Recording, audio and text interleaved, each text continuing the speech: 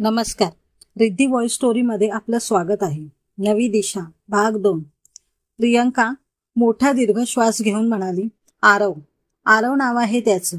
एकाच कॉलेजमध्ये आहोत. तो माझ्याहून सिनियर आहे 2 वर्ष. रॅपवर आहे, कथ्थक डान्सर आहे आणि दिसायलाही छान. कविता करतो. माझा डान्स बघून त्याने पहिल्यांदा माझ्यावर कविता केली आणि गिफ्ट म्हणून ग्रीटिंग कार्डवर लिहून दिली. आईबाबांचा डिवोर्स झाला आणि आई घरातून निघून गेली. माझ्याकडे वळून बघितलं नाही. दादा पुण्याला हॉस्टेलवर आईसारखी त्याचंच कौतुक करायचे. बाबांचा बिझनेस बुडाला. हा माझाच पायगुण आहे असे दोघांना वाटायचे. मग दादा पण मला तुसड्यासारखा वागवायचा. आजी आली की मला मारायची कधी कधी. तुमच्याकडे आले तेव्हा छान झालं सगळं असं वाटायचं. पण बाबा येऊन भांडण करायचे काकाशी, मला घरात ठेवली म्हणून. आजी काकूला खूप टॉर्चर करते. सगळ्या गोष्टी त्याच्याबरोबर शेअर केल्या मी. तो माझा घट्ट मित्र होता. आमचं नातं कालांतराने मैत्रीच्या पलीकडे गेलं. पण मी त्याला कधीच माझं स्वत्व बहाल केलं नाही. मर्यादा ठेवून मी वागले. याचाच परिणाम त्याला कविता करण्यासाठी कुणी दुसरी मैत्रीण मिळाली. ती माझ्याहून दिसायला किंचित उजवी आहे म्हणून त्याने माझ्याशी असलेलं नातं तोडलं.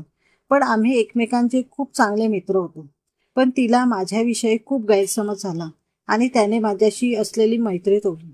इतके बोलून प्रियंकाने डोळे पुसले. काकूने तिला जवळ घेतली आणि बोलली, काही हरकत नाही. जे झालं ते चुकच आहे. पण बेटा, तू आमचा तरी विचार करायचा ना.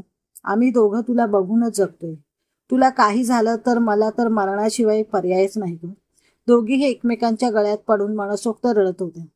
काका पण खिडकीपाशी उभा राहून आसवे गाळत होता. थोडा वेळ गेला आणि तिघेही शांत झाले. प्रशांत म्हणाला, पिऊ चला आता आपण आईस्क्रीम खाऊया आणि झोपूया. उद्या कॉलेजला जायचं आहे ना. माझं पण ऑफिस आहे आणि काकूच्या मागे आजीची भुणभुण. प्रियंका म्हणाली, पण काका. प्रशांत म्हणाला, हे बघ बेटा, परिस्थिती टाळणे हे समाधान नाही. परिस्थितीशी झगडणे हा खरा सच्चेपणा आहे. माधवी पिऊसाठी मी नवीन डेबींचा 1 पीस आणला आहे. तो इस्त्री करून ठेव. माझी पिल्लू उद्या तोच घालून जाईल कॉलेजला. काकांचं आणि काकूंचं तिच्यावर असलेलं प्रेम बघून प्रियंकाला भरून येईल. आईस्क्रीम पार्टी करून तिघेही एकमेकांना घट्ट बिलगून झोपी जातात. सकाळी जेव्हा तयारी करून प्रियंका खाली येते तेव्हा काका गाडीची चावी घेऊन सोफ्यावर बसलेला होता. प्रशांत म्हणाला, अरे वा, माझी प्रिन्सेस किती गोड दिसते. चला काका ड्रायव्हर, आज प्रिन्सेसला कॉलेजला सोडून ऑफिसला जाईल. प्रियंका म्हणाली, काका जाईल मी एकटी, उगाच तुला त्रास. प्रशांत म्हणाला, कम ऑन बेटा, येतो मी. आज तसेही उशिरा जायचं आहे आणि तुझ्या काकीने बोरिंग उपमा केलेला. त्या निमित्ताने कॉलेजची मिसळ खाऊन दोघेही. माधवी म्हणाली, सगळं ऐकते मी. तुम्ही तर सुधारणार नाहीत. माझ्या लेकीला बिघडवलं जातं.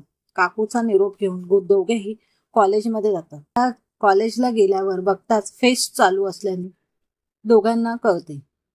प्रियंका म्हणते, काका जाऊ दे, फेस्ट आहे, आपण घरी जाऊयात. काही काम नाही. मला कशातच सहभागी व्हायचं नाही. प्रशांत म्हणाला, बेबी जाऊन तर बघ. मी थांबलोय कॅन्टीनमध्ये, मिसळ खाऊनच जाऊ. काकांचं ऐकून ती हॉलमध्ये जाते. सगळ्या जणांच्या नजरा तिच्याकडे वेगळ्याच नजरेने बघत होती. समोर जाऊन बघितले तर तोच समोर होता, आरव. तिला बघत तुच्छतेने हसला आणि त्यांच्या मित्रांना बोला, हे बघा, हीच ती माझ्यासाठी मरत होती. मी तुझ्यासाठी मरत नव्हते आरव. ती चाचपडत बोलली. हो का, मग ती हातावरची जखम कशाची आहे असे म्हणत हसत होता. प्रियंकाला त्याचा प्रचंड राग आला, पण तिने स्वतःच्या भावनांना आवर घातलं. स्टेजवर ओपन माईकसाठी सगळे श्रोते होते, पण सहभागी सदस्य कमी होते. स्टेजवर सादरीकरण करण्यासाठी निवेदक आवाहन करत होते. पुढचा मागचा कसलाही विचार न करता प्रियंका स्टेजवर येते. ती बोलायला सुरुवात करणार इतक्यात आरव बोलला, मिस प्रियंका पाठारे, तुमचा ओपन माईकचा विषय आहे प्रेमभंग. आणि पूर्ण ऑडिटोरियममध्ये हशा पिकला. पुढचा मागचा विचार न करता प्रियंकाने बोलायला सुरुवात केली. हो, पडली होती मी प्रेमात एका पामराच्या.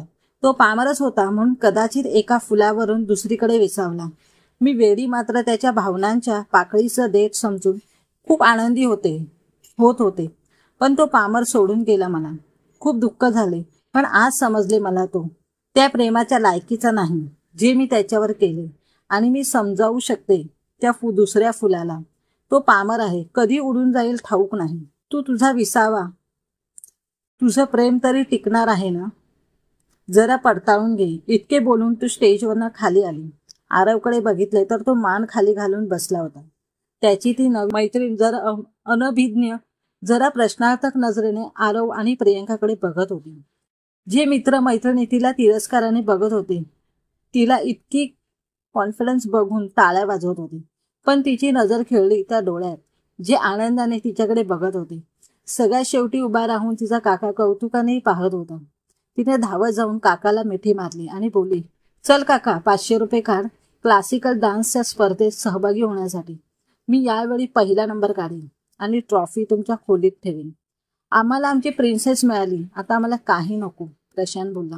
आणि दोघेही मिसळ खाण्यासाठी कॅन्टीनमध्ये गेले. समाप्त. कथा आवडल्या चॅनलला लाईक्स व सबस्क्राईब करा.